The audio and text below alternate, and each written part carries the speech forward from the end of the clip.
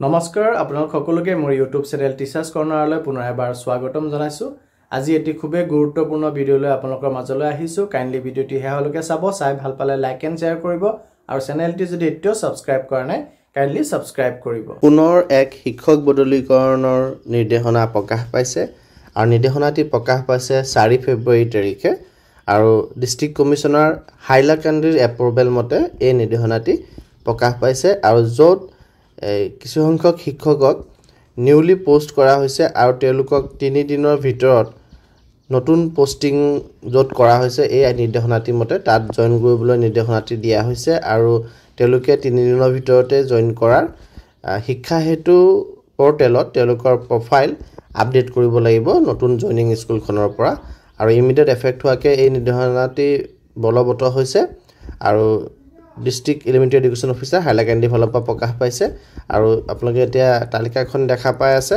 তালিকাখনত কোনখন স্কুল ডাইস্কুটৰ সৈতে দিয়া আছে শিক্ষকজনৰ নামৰ সৈতে আৰু তেওঁ কোনখনলৈ বদলি হৈছে সেই কথাখিনিও দি থোৱা আছে। মই প্ৰথমতে আপোনালোকৰ স্ক্ৰীনত 15 জন শিক্ষকৰ তথ্য দেখুৱাই আছো।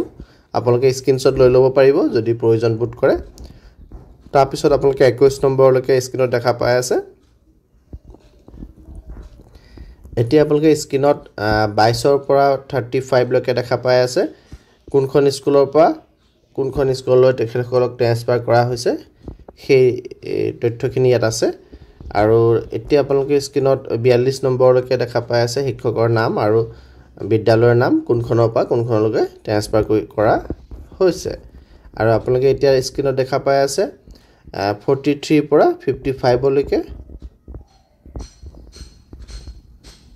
56 ৰ পৰা 63 লৈকে 64 ৰ পৰা 77 লৈকে আৰু 78 ৰ পৰা 83 লৈকে 84 ৰ পৰা 97 লৈকে স্ক্ৰীনত আছে। এতিয়া 96 ৰ পৰা 100 লৈকে স্ক্ৰীনত আছে।